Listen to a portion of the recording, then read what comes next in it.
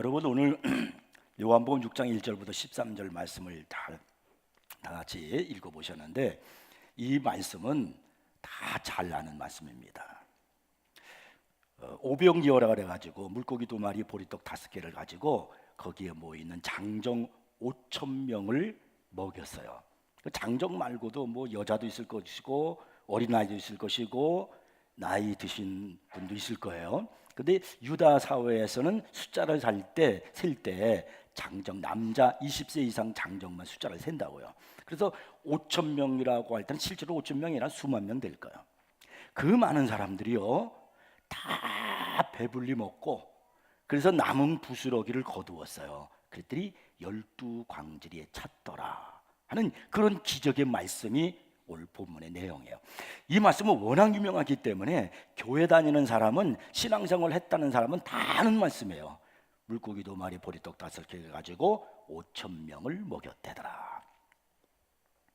교인이 한 10명뿐인 어느 시골의 작은 교회에 신학 공부를 간 마친 초년생 그 목사님이 이제 부임을 했습니다. 근데 첫 주일날 이제 설교를 하려고 강례상에 다 올라갔는데 뭐 교인이라 봤자 뭐 한 10명밖에 안 되는데 그 교인들이 새로운 목사님이 왔으니까 얼마나 관심이 많고 기대가 있겠어요. 그래서 모두가 눈을 똑바로 뜨고서 그 목사님을 쳐다보는 겁니다. 그날 목사님이 설교하는 내용이 뭐냐면 오늘 이 본문이에요. 요한복음 6장을 가지고 제목을 오병이어의 기적 이런 제목을 가지고 이제 설교를 이제 하는 겁니다. 그런데 특별히 바로 앞에 앉은 나이 많은 장로님이 자신을 그냥 눈이 빠져라고 똑바로 쳐다보고 있는 거예요. 그래서 이 목사님이 젊은 목사가 당황을 했어요. 왜 저렇게 나를 쳐다보는가? 그래가지고 그날 설교를 하는데 떡 5개로 5,000명을 먹였다고 그렇게 설교를 해야 되는데 떡 5,000개를 가지고 5명을 먹였다고 그랬어요. 그러니까 교인들이 이야기를 듣고 막 킥킥대면서 막 웃기를 시작하는 거예요. 목사님이 정신이 없는 거예요. 이 당황한 이 목사님을 향해서 한 장로님이 가만히 있지 않고 또 한마디를 합니다. 그런 기적이라면 나도 하겠다. 그렇지 않겠어요? 떡 5,000개를 가지고 5명 먹이는 건 누구 못해요? 그 이제 이야기를 하면서 이제 장로님이 그렇게 맞받아치니까 이 초년생 목사님이 첫 설교를 하고 난 다음에 경황이 없어요. 어쨌든 그래서 그날 예배를 마쳤어요. 그리고 집에 돌아와서 생각하니까 참 걱정입니다. 이게 내가 뭘 한 건가? 그래서 하나님 앞에 무릎을 꿇고 깊이 회개했습니다. 하나님, 내가 설교를 하는데 이게 너무 실수를 했습니다. 내가 준비가 부족했는지도 모릅니다. 하나님, 다음 주일에 강단에 올라갈 때 저를 꼭 붙들어 주시고 실수하지 않도록 하시고 하나님의 뜻이 나타나게 주시옵소서. 이렇게 기도를 했어요. 그리고 이제 드디어 다음 주일이 돼서 강단에 올라가서 이제 설교를 합니다. 제가 지난 주일 안에 너무나 당황해가지고 큰 실수를 했습니다. 떡 5,000개를 가지고 5명을 먹였다고 말씀을 잘못 전했습니다. 사실은 그것이 아니잖아요. 떡 5개를 가지고 5,000명을 먹인 것입니다. 여러분, 우리 주님의 기적이 얼마나 놀라운 역사입니까? 그렇게 말을 했단 말이에요. 그랬더니 교인들이 그때 이제 마음이 놓였어요. 목사님이 돌이켜 회개함으로써 자신의 실수를 인정을 하고 그리고 진실로 사과하면서 바로잡는 그 모습에 큰 은혜를 받은 거예요. 그런데 그 지난 주일날 한마디 했던 그 장로님, 그런 것이라면 나도 행하겠다 이렇게 말했던 그 장로님이 자기를 빤히 쳐다보고 있는 거예요. 그래서 이 목사님이 당황을 또 해가지고 이렇게 말했습니다. 장로님, 그래도 할 수 있습니까? 그랬더니 장로님이 대답하기를 하고 말고요 그러는 거예요. 그래서 어떻게 할 수 있습니까? 그랬더니요, 지난주일에 먹고 남은 것 가지고 하지요 그래. 여러분, 오늘 이 성경에 나타난 본문의 배경을, 환경을 한번 상상해 보십시오. 여기는 지금 광야예요. 빈들. 거기에 장정만 5,000명이니까 수만 명이 모여 있어요. 그들은 지금 굶주려 있습니다. 근데 예수님께서 물고기 2마리 보리떡 5개를 가지고 기적을 행하셔서 그들로 먹게 하는데 다 배불리 먹었어요. 그리고서 남은 부스러기가 12광주리에 찼다는 겁니다. 이 현실 앞에서 떡을 먹은 그들의 심정이 어떠했을까요? 그때 그 환경 속에서 그들의 마음이 어떠했을까요? 얼마나 흥분되고 감격적이겠습니까? 그렇지 않겠어요? 이 보리떡 5개를 가지고 이 수만 명이 배불리 먹었으니 이게 놀라운 기적이 아닐 수 없는 거예요. 거기는 한마디로 축제의 현장이었을 것입니다. 그들은 떡을 배불리 먹고 놀라운 기적을 체험하면서 서로 기뻐하면서 예수님의 이름을 높이고 주님을 찬양하고 감격하는 그런 모습을 가졌을 거예요. 거기가 어딥니까? 광야요. 광야가 한순간에 에덴 동산이 되어졌습니다. 우리가 인생을 살다가 보면은 내 삶이 광야 같을 때가 많아요. 피곤하고 지치고 그리고 고난 있고 한숨도 못 자는 그런 밤을 새워야 하는 그런 삶이, 그런 인생이 있을 때가 있단 말이에요. 오늘 이 자리에 앉아있는 여러분들 중에도 광야 같은 인생 속에 있는 분이 있을 수 있어요. 그런데 그 광야가 에덴 동산이 되어질 수 있습니다. 오늘 성경의 이야기가 바로 그걸 우리에게 소망을 주시는 거예요. 어떻게 광야가 에덴 동산이 되어질 수 있을까요? 첫째는요, 참된 예배가 있었기 때문입니다. 오늘 본문 1절을 보면은 그 후에 예수께서 디베레아의 갈릴리 바다 건너편으로 가심에 큰 무리가 따르매라고 그랬어요. 그 다음에 5절에 보니까 예수님께서 큰 무리가 자기에게로 오는 것을 보셨다고 그랬어요. 그리고 10절에 가면은 그 사람의 수가 5,000명쯤 되었다라고 기록하고 있습니다. 그러니까 이렇게 많은 사람들이 예수님이 가는 곳마다 따라가는 거예요. 신앙생활은 주님 따라가는 겁니다. 예수 따라가면은 여러분 내 인생의 문제가 해결되는 거예요. 그 예수님께서 이제 한 곳에 머물렀는데 이 광야의 빈들에 머물렀어요. 그랬더니 그 사람들이 다 그곳에 머물러 있는 거예요. 지금 예수님과 함께 있는 여기가 빈들이에요. 광야란 말입니다. 다시 말씀드리지만 광야라는 것은 어떤 곳이에요? 사람이 살기 어려운 곳이에요. 음식도 없고 물도 없고 기후변화도 심하고 그래가지고 사람이 살기 어려운 곳, 거기가 광야란 말이에요. 근데 같은 기사를 기록하고 있는 누가복음 9장 12절 말씀 보니까 날이 저물어 가네라고 그렇게 거기다 덧붙이고 있어요. 이 말은 상황이 더 악화되었다 이 말입니다. 광야는 낮에 있기도 힘든데 날이 어두워지면은 더욱 있을 수 없는 것이 광야예요. 그런데 그 광야가 에덴 동산이 되었다는 겁니다. 어떻게 그 광야가 에덴 동산이 되어졌냐 이 말이에요. 지금 예수님은 이 큰 무리를 앞에 놓고서 말씀을 전합니다. 그때는 지금처럼 마이크와 스피커를 통해서 설교를 할 수 있는 시대가 아니잖아요. 저도 어쩌다가 들이나 산이나 노천 같은 데서 설교를 할 때가 있습니다. 그러면 얼마나 힘든지 몰라요. 소리가 막 이렇게 퍼져나가기 때문에 청중들을 집중시킬 수가 없어요. 그리고 이게 잘 전달이 되지 않습니다. 내가 아무리 소리를 크게 질러도 결국은 다 듣지를 못해요. 그 당시 5,000명의 사람들이 예수님 앞에 있었다고 하지만은 또 예수님께서 설교를 하실 때 얼마나 큰 목소리로 설교를 하셨는지 모르지만은 과연 거기 있는 사람들이 몇 사람이나 예수님의 설교를 제대로 들었을까요? 연구에 의하면은 노천에서 사람의 육성으로 들을 수 있는 한계가 300명이라고 합니다. 그렇다면 그 5,000명 가운데서 도대체 몇 사람이나 예수님의 말씀을 들을 수 있었을까요? 더 중요한 것은 잘 들리지 않아요. 여러분 잘 들리지 않으면은 이 산만해져요. 그런데 잘 들리지도 않을 텐데 얼마나 그 자리가 조용한지 몰라요. 수군거리지도 않고 얼마나 경건한 자리였는지 몰라요. 여기는 엄청난 영적인 분위기가 지금 조성되고 있는 겁니다. 곧 예배적인 분위기였습니다. 그리고 더 중요한 것은 이 사람들이 배고픈 줄도 모르고 계속 하나님 말씀에 경청하고 있었단 말입니다. 집에 가야 할 시간이 가까우고 있어요. 저녁이 됐단 말이에요. 어두워지고 있단 말이에요. 그런데 말씀에 취해서 집에 갈 생각조차도 하지 못하고 있어요. 마태복음 14장 15절에 분명히 저녁이 됐다고 그렇게 기록하고 있거든요. 얼마나 말씀이 은혜가 되고 도취되었으면, 그 자리가 얼마나 좋았으면 배고픈 줄도 모르고 집에 갈 생각도 하지 아니하고 지금 늦은 이 시간까지 예수님과 함께하고 있느냐 이 말이에요. 여기 다시 말씀드려 광야입니다. 환경은 광야지만은 그들의 영적인 상태는 천국이었습니다. 공동체와 다 같이, 거기는 모든 사람들이 다 같이 우리 주 하나님 예수 그리스도와 함께 그분이 전하시는 말씀을 들으면서 예배를 드리는, 하나님께 영광을 돌리는 그 모습이야말로 가장 아름다운 모습이 아닐 수가 없는 거예요. 히틀러의 나치가 통치하던 시절에 그 무서운 고문과 고통을 이기고 생명을 잘 보존하고 지내면서 92세까지 살다가 1984년 3월 6일에 세상을 떠났던 유대교 출신의 기독교 지도자 목사님 가운데 말틴 니밀러라는 유명한 목사님이 계셨어요.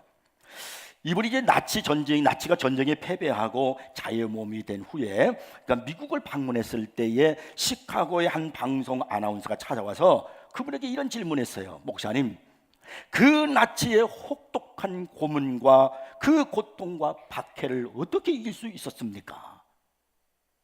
이렇게 물어봤어요. 그랬더니 그때 이 목사님이 이런 유명한 대답을 했습니다.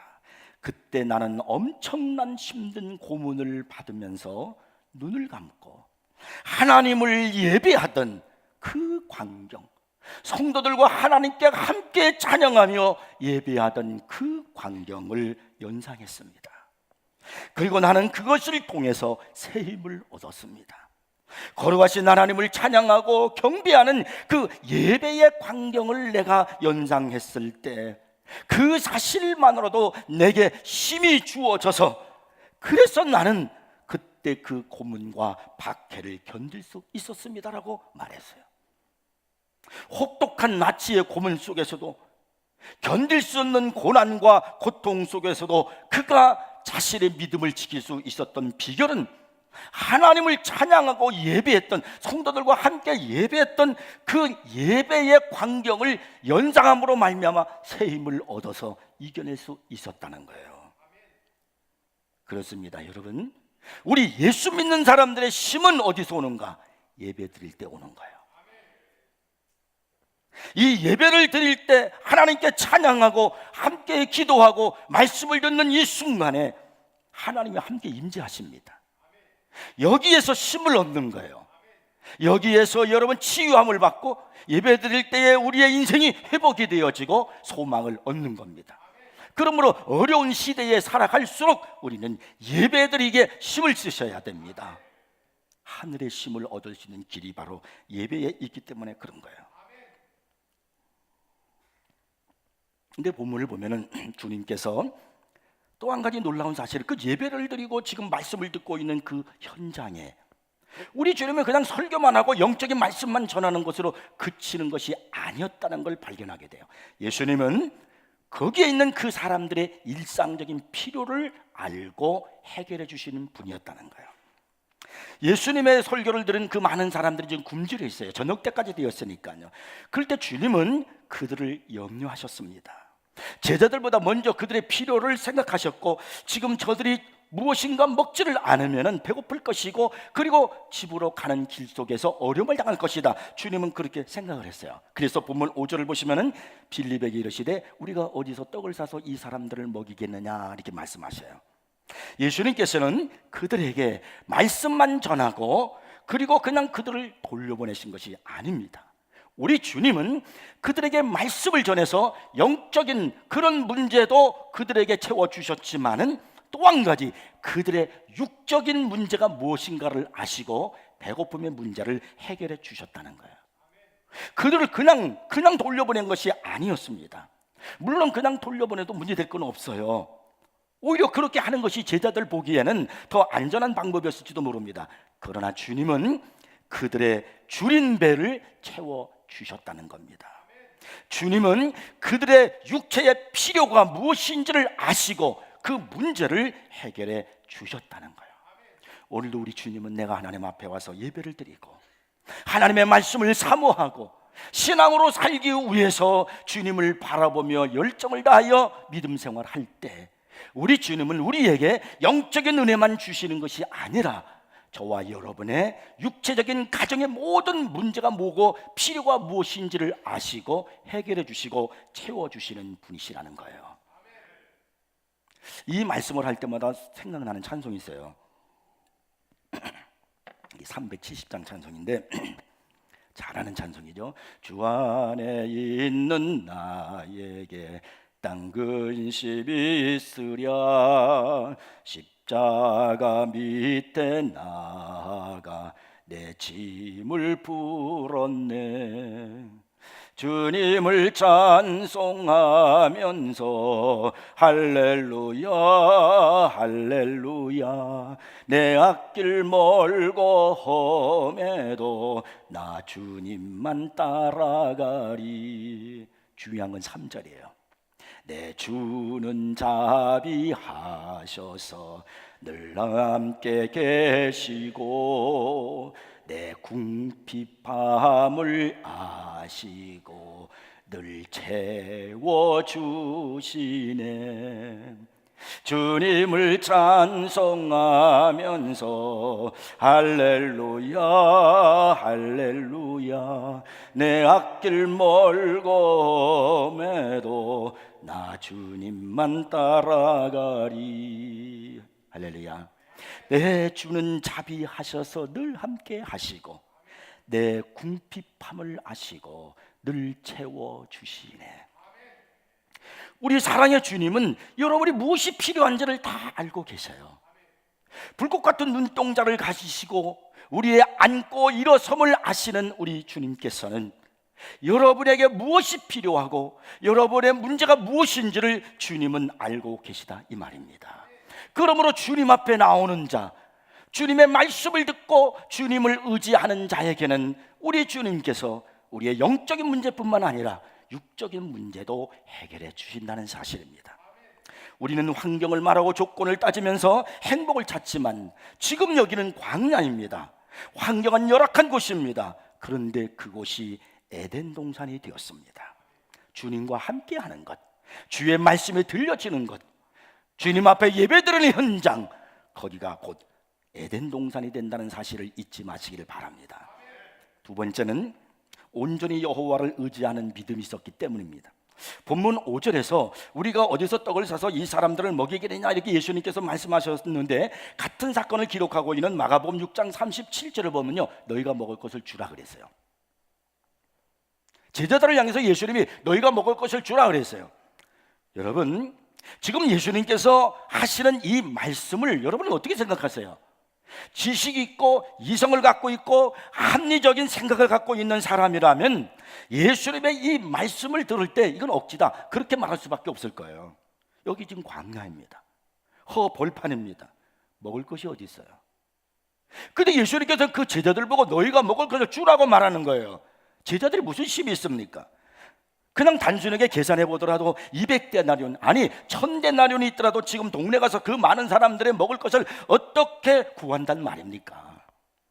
그 많은 양의 음식을 준비해 놓고 기다리는 상점이 있겠느냐는 말이에요. 아니 지금 당장 음식을 만든다 할지라도 이 많은 사람들을 먹일 수 있는 그 음식을 언제 다 만들겠느냐는 말이에요.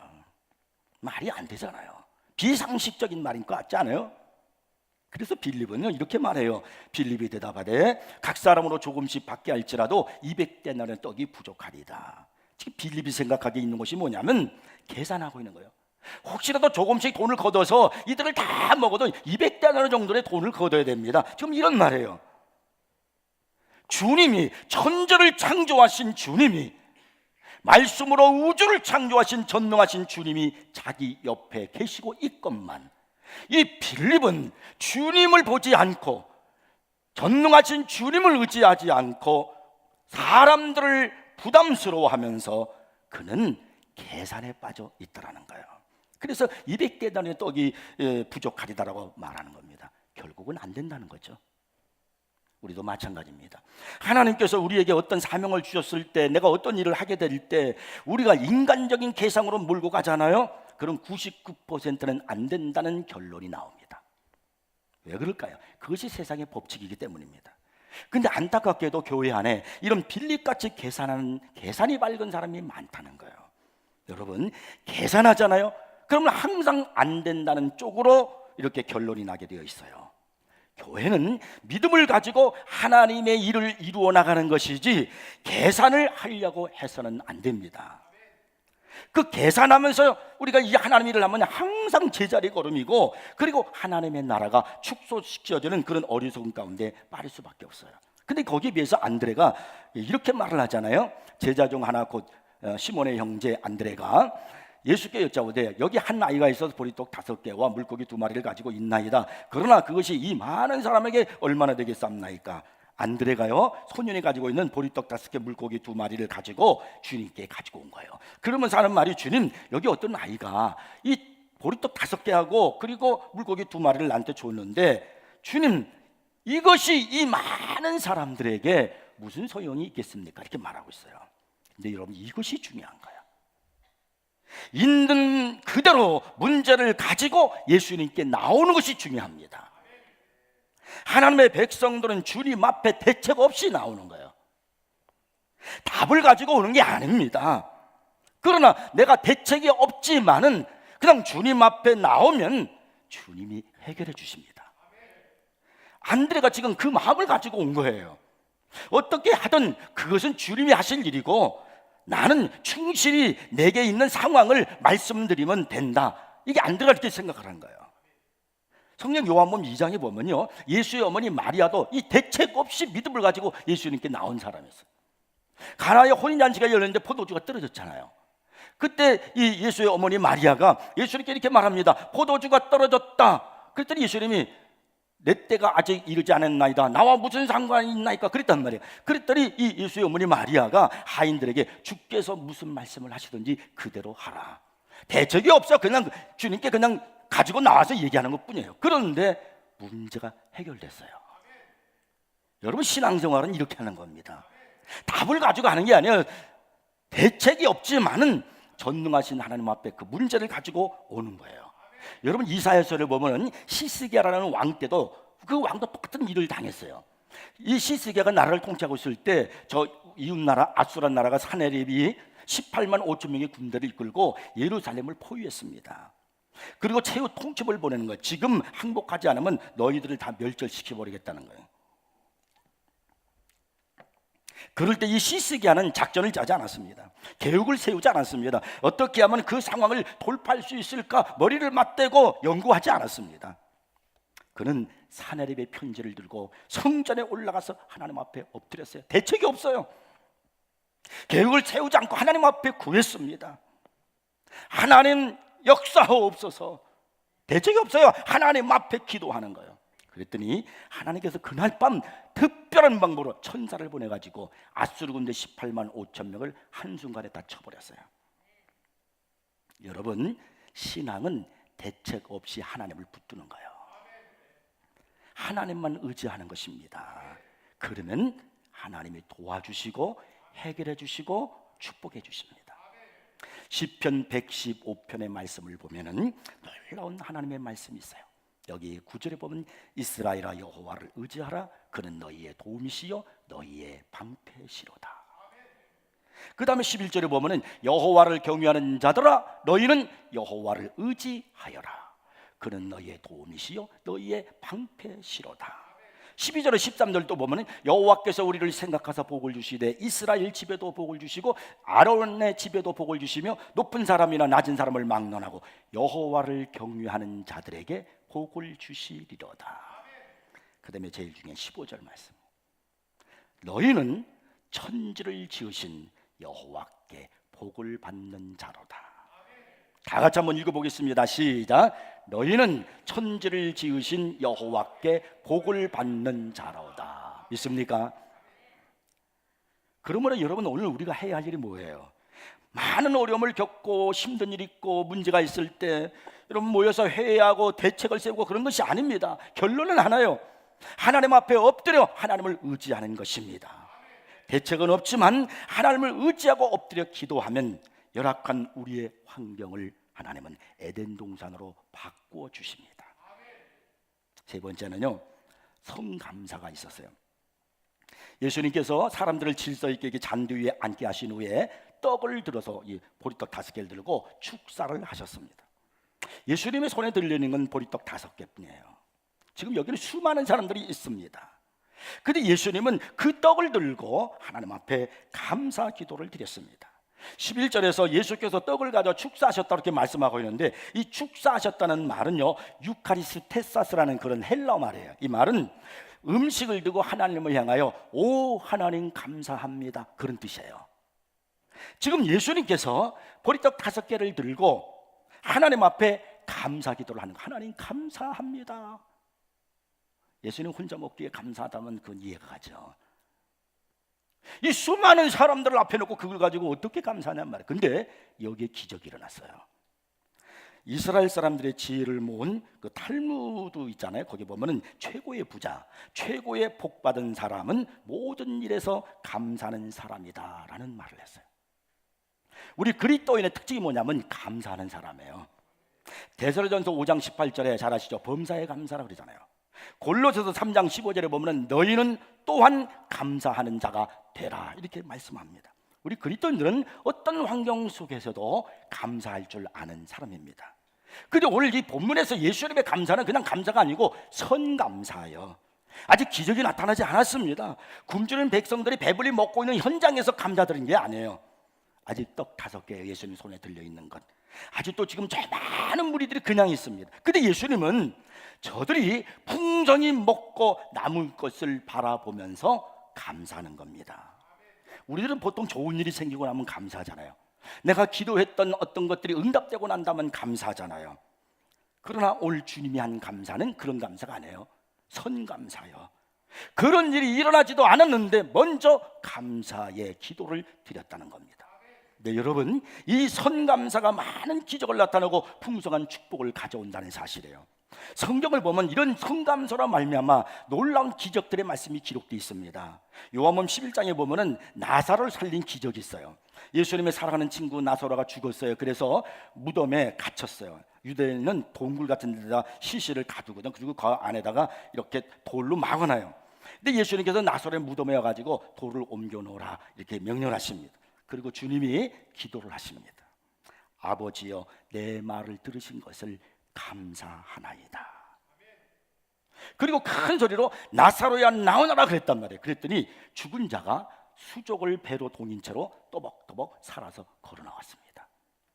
우리 예수님께서 지금 나사로를 살리실 때, 나사로를 살리고 난 다음에, 나사로가 살고 난 다음에 주님 나사로가 살았으니 감사합니다, 그게 아니에요. 나사로를 살리기 전에 하나님 감사합니다, 성감사를 드렸어요. 그것이 죽은 자가 살아난 기적을 만들어냈다는 거예요. 다니엘서 6장에도 보면 성감사가 나와요. 다리오 왕 때 다니엘을 시기한 신하들이 다니엘을 죽이려는 음모를 꿉니다. 그것은 한 달 동안 누구든지 왕 외에 어떤 신에게나 사람에게 무엇을 구하면 사자굴에 던져 넣자는 그런 금령을 발표하게 만듭니다. 그것은 기도하는 다니엘을 죽이려는 음모였어요. 그런데 다니엘서 6장 10절에 성경은 이렇게 기록하고 있잖아요. 다니엘이 이 조서에 왕의 도장이 찍힌 것을 알고도 자기 집에 돌아가서는 윗방에 올라가 예루살렘으로 향한 창문을 열고 전에 하던 대로 하루 3번씩 무릎을 꿇고 기도하며 그의 하나님께 감사하였더라. 지금 다니엘이 감사한 것은 살아나서 감사한 게 아니에요. 지금 적들이 지금 자기가 기도하는 걸 보면 자기는 사자굴 속에 들어가서 죽어야 돼요. 그럼에도 불구하고 하나님 앞에 먼저 감사하는 거예요. 결과가 어떻게 됐습니까? 하나님께서 천사를 보내가지고 그 사자들의 입을 다 막아놓으셨어요. 그래서 다니엘이 그 사자굴 속에 던져졌지만은 머리털 끝 하나 상하지 아니했습니다. 그리고 그 다니엘을 참소했던 신하들은요, 모두가 그 다니엘이 들어갔던 그 사자굴 속에 던져지기도 전에, 땅에 떨어지기도 전에 사자들이 다 물어뜯어서 죽여버렸습니다. 여러분의 인생의 에덴 동산이 되게 하려면은 감사하는 사람이 되십시오. 감사가 넘치는 가정인 에덴 동산이 되는 거예요. 그러나 무엇보다도 선감사하십시오. 이 선감사는 믿음이 성숙한 사람이 하는 것이고 하나님의 약속을 믿는 사람이 할 수 있는 겁니다. 선감사는 응답을 가지고 축복을 가지고 풍성한 은혜를 가져다 줘요. 환경은 분명 광야지만 그것에 창조주 하나님 예수님께서 함께 계시고, 그리고 그분을 예배하고 그분의 말씀을 들을 수가 있고 부족함이 없도록 풍성히 채워주는 그 은혜의 현장, 거기가 바로 에덴 동산이 아니겠습니까? 여러분의 삶이 이 에덴 동산이 되기를 바랍니다. 환경이 아닙니다. 조건이 아닙니다. 예배이고 주님의 말씀이고 믿음이고 감사입니다. 그래서 힘들다 어렵다 생각하는 이 세상 속에서 에덴 동산을 만들어 감사가 넘치고 찬양이 넘치는 여러분이 되기를 바랍니다. 이 은혜의 시간, 이 믿음의 사람, 이 축복을 여러분이 받기를 주 이름으로 축원합니다. 기도하겠습니다.